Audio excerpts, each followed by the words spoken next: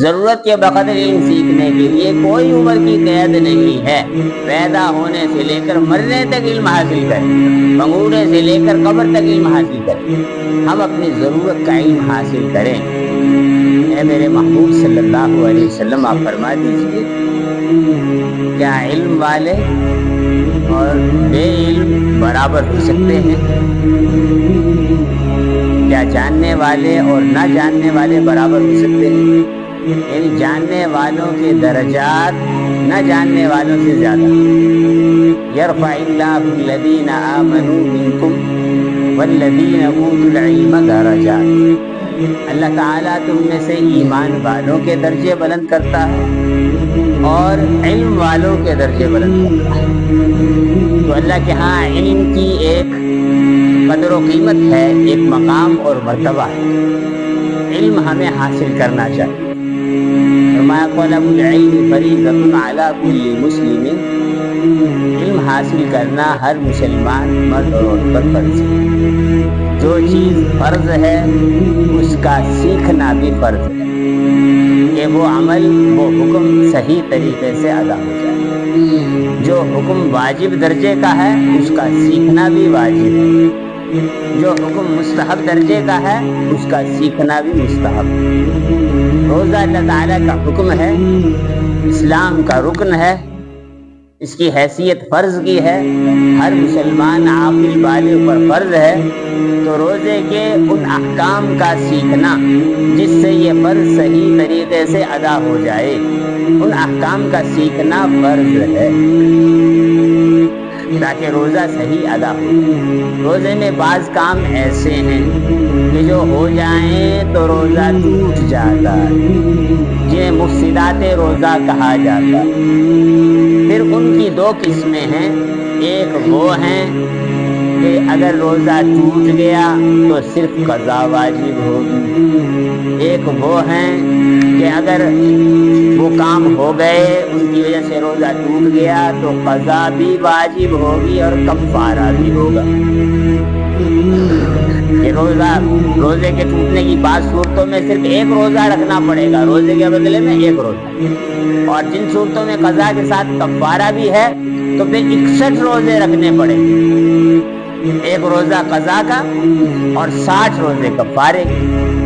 تو ان صورتوں کا معلوم ہونا بھی ضروری ہے تاکہ ہم اپنے روزے کو فاسد ہونے سے، روزے کو ٹوٹنے سے بچا سکیں۔ اسی طرح بعض کام ایسے ہیں روزے کی حالت میں جنہیں مکروہات روزہ کہا جاتا ہے، روزے کے مکروہات، روزے میں ناپسندیدہ کام، ان کی وجہ سے روزہ ٹوٹتا تو نہیں لیکن روزے کے اجر و ثواب میں کمی ہو جاتی ہے۔ تو ہم اپنے روزے کو ایسا بنائیں کہ ہمارا روزہ اللہ کے ہاں پسند آئے، ہمارا روزہ کامل درجے کا ہو جائے۔ تو اس لیے ان مسائل کا سیکھنا ضروری ہے۔ فرمایا قلیل العلم خیر من کثیر العبادہ، تھوڑا سا علم بہت ساری عبادت سے بہتر۔ فضل العلم خیر من فضل العبادہ، علم کی فضیلت عبادت کی فضیلت سے بہتر ہے۔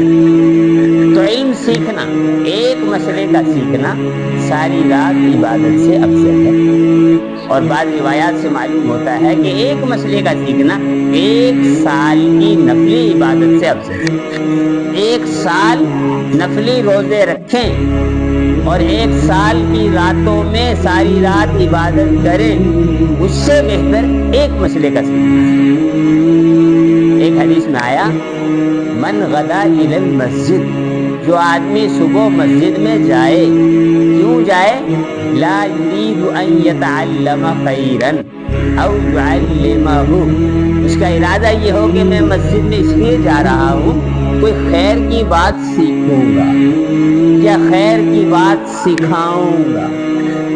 تو اب اس ارادے سے جو صبح مسجد میں جا رہا ہے، خیر سیکھنے کی نیت سے یا خیر سکھانے کی نیت سے، تو فرمایا کان لہ کاجر حاج تامًا حجتہ، اس کو ایک کامل حج کا ثواب ملتا ہے۔ اب صبح آپ حضرات تشریف لاتے ہیں نماز کے لیے، ساتھ ہی یہ نیت کریں کہ ہم اس علمی مجلس میں شریک ہوں گے۔ یہ ایک علم کی مجلس ہے، اس میں فضائل بیان کیے جاتے ہیں، اس میں مسائل بیان کیے جاتے ہیں، تو یہ علمی مجلس ہے۔ اب اس علمی مجلس میں شرکت کی نیت سے آئے تو نماز کا اجر بھی ملا، مسجد میں آنے کا اجر بھی ملا، اور علمی مجلس میں شرکت کا اجر بھی ملا، ایک کامل حج کا اجر مل گیا۔ حضور پاک علیہ السلام کی فرمائی ہوئی بات حق اور سچ ہے۔ فرمایا کن عالما او متعلما او مستمعا او محبا، یا تو عالم بنو، یا طالب علم بنو، یا علم کی بات کو توجہ سے سننے والے بنو، یا ان سے محبت کرنے والے۔ ولا تکن خامسا، پانچویں نہ بننا، فتہلک، ورنہ تم ہلاک ہو جاؤ گے۔ اور فرمایا کہ پانچویں کیا ہے؟ ان تبغض العلم واہل العلم، کہ تم علم سے بغض رکھو اور علم والوں سے بغض رکھو۔ تو یا تو ہم عالم بنے، عالم نہیں بن سکتے تو طالب علم بنے، یا پھر کم از کم علم کی بات کو توجہ سے سننے والے بنے، اور یہ بھی نہیں کر سکتے تو پھر آخری درجہ کیا ہے کہ علم سیکھنے اور سکھانے والوں سے محبت، علم اور علم سیکھنے سکھانے والوں سے بغض نہ رکھے۔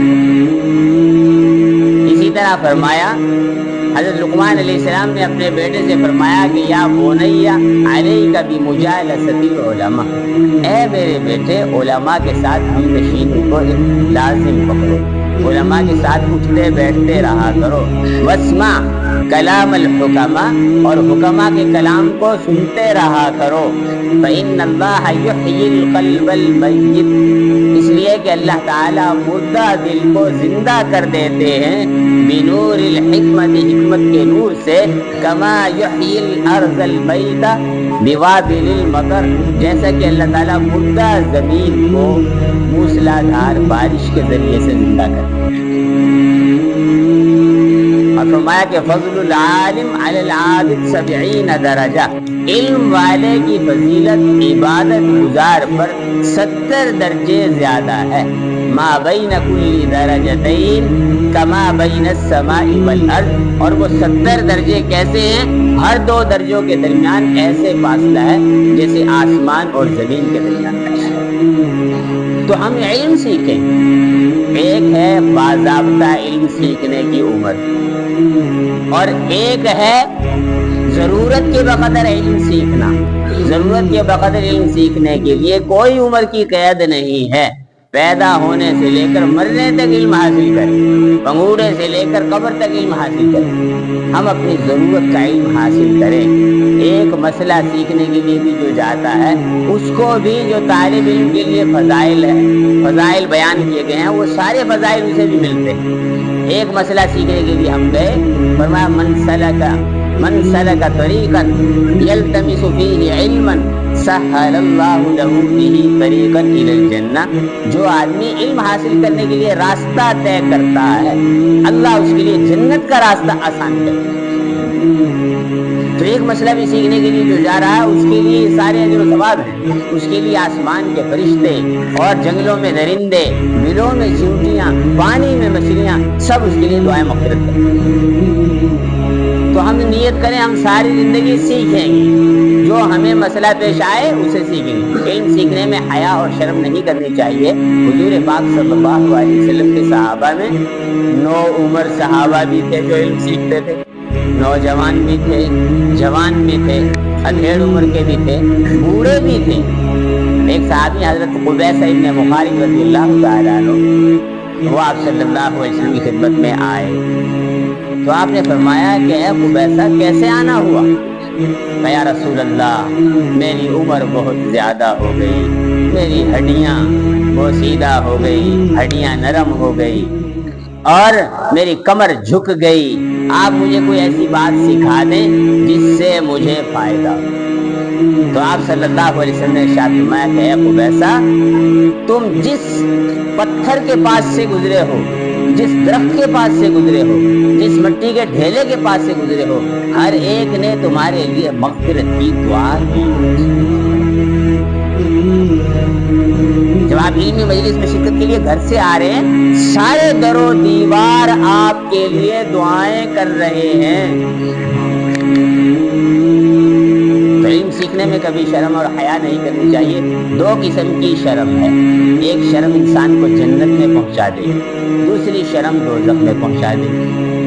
جو آدمی شرم کرتا ہے اللہ سے، اللہ کی شرم کرتا ہے اس کی نافرمانی کرنے سے، کہ مجھے اللہ پاک دیکھ رہے ہیں، مجھے شرم آتی ہے کہ میں اس کے سامنے اس کی نافرمانی کروں، تو یہ شرم جنت میں پہنچاتی ہے۔ اور جو آدمی دین سیکھنے میں شرم کرے، یہ شرم اسے دوزخ میں پہنچاتی ہے۔ تو ہم سیکھیں، مسائل کو سیکھیں، ہمارا روزہ کیسے اچھے سے اچھا ہو جائے، خوبصورت ہو جائے، کامل درجے کا ہو۔